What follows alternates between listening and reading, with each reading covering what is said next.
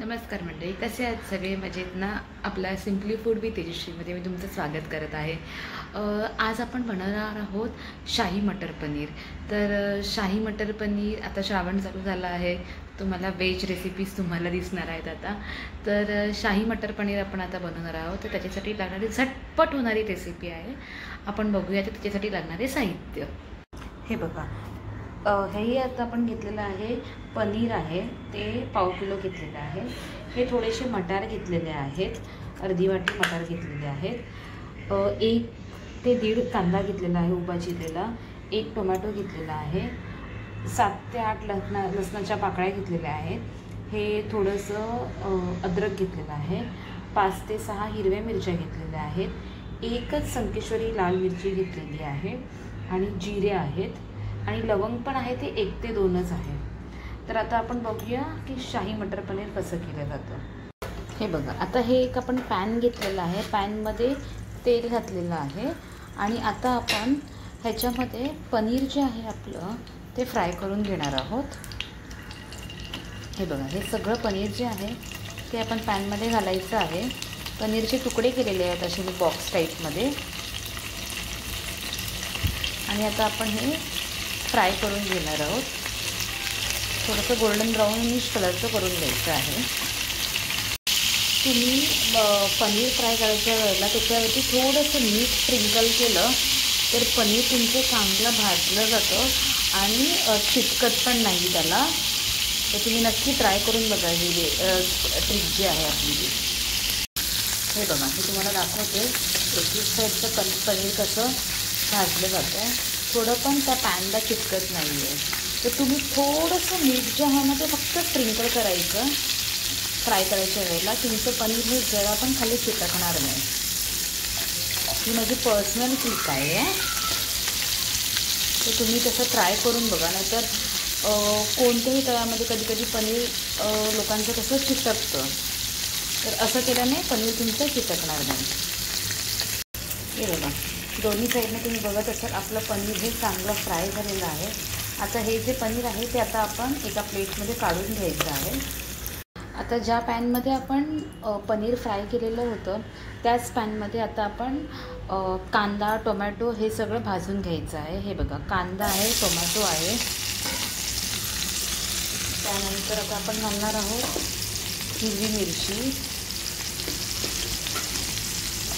अद्रक आणि लसूण,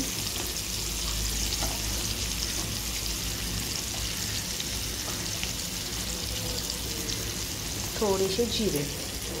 हे चांगलं आपण भाजून घ्यायचं आहे. आता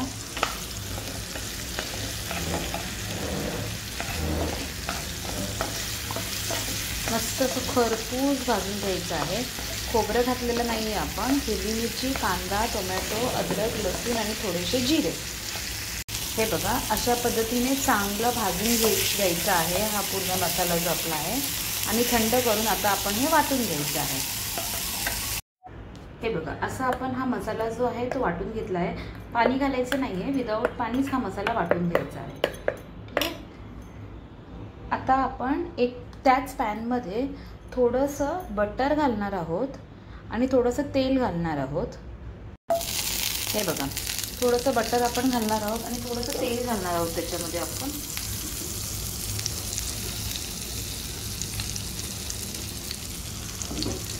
हे बघा, आता हे चांगलं गरम होऊन द्यायचं आहे आपण.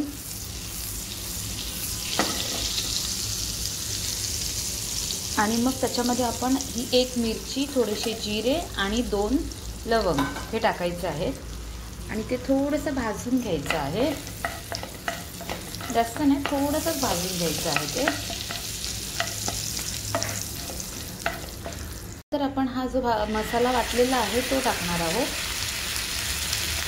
हा आपण मसाला टाकलेला आहे. त्याच्यामध्ये आता आपण धना पावडर थोडीशी टाकणार आहोत. हळद घालणार आहोत थोडीशी. 1 ते 1.5 चम्मच लाल मिरची पावडर घालणार आहोत. चवीनुसार मीठ घालणार आहोत. गरम मसाला थोडासा घालणार आहोत. एव्हरेस्टचा गरम मसाला. आपण 5 ते 6 मिरच्या ऑलरेडी घातलेल्या आहेत. गरम मसाला पण थोडासा घालायचा आहे. आणि हे सगळं मिश्रण जे आहे ते मस्त असं एकजीव करून घ्यायचं आहे. हे बघा, अशा पद्धतीने मस्त असं एकजीव करायचं आहे. मस्त सुरेख असा लाल कलर त्याला आलेला आहे. आता ह्याच्यामध्ये आपण थोडंसं गरम पाणी घालणार आहोत. गरमच पाणी घालायचं आहे, थंड पाणी घालायचं नाही आहे. आणि ते मिक्स करून घ्यायचं आहे.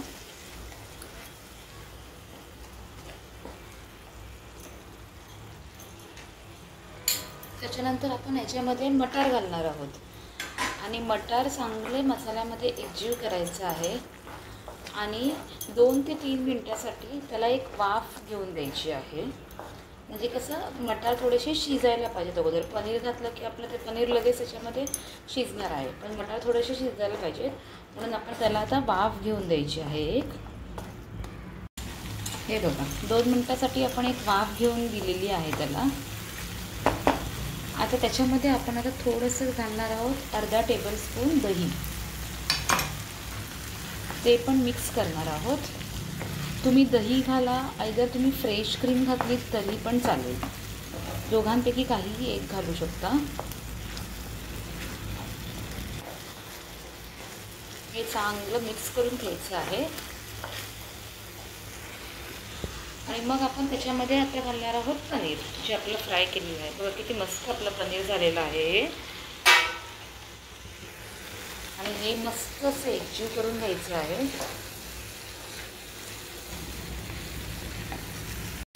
हे बघा अशा पद्धतीने आपलं शाही पनीर रेडी झालेलं आहे. वाव, किती मस्त असं सुरेख असं दिसत आहे. आता ह्याच्यामध्ये आपण गार्निशिंगसाठी थोडीशी कस्तुरी मेथी घालणार आहोत. एकत्र करून घ्यायचं. वाव, मस्त असं सुगंध दरवळत आहे. शाही पनीर एकदम छान वाटत आहे. दिसायला पण छान दिसतं आणि टेस्ट वाईज पण छान आहे. अशा पद्धतीने आपलं शाही पनीर रेडी झालेलं आहे. वाव, खूप छान दिसत आहे. टेस्ट वाईज पण मी तुम्हाला गॅरंटी देते मस्तच झालेलं असणार आहे, कारण सुगंध सगळीकडे दरवळत आहे. तुम्ही नक्की ट्राय करून बघा आणि आजची शाही पनीरची रेसिपी तुम्हाला कशी वाटली नक्की कमेंट करून मला सांगा. अशाच नवनवीन रेसिपीसाठी माझं बेल आयकॉन आहे, त्याच्यावरती क्लिक करा, म्हणजे तुम्हाला नवनवीन रेसिपीज दिसतील. चला तर मग आपण मंडळी नवीन रेसिपीसाठी नंतर परत एकदा भेटूया. Till then take care, bye.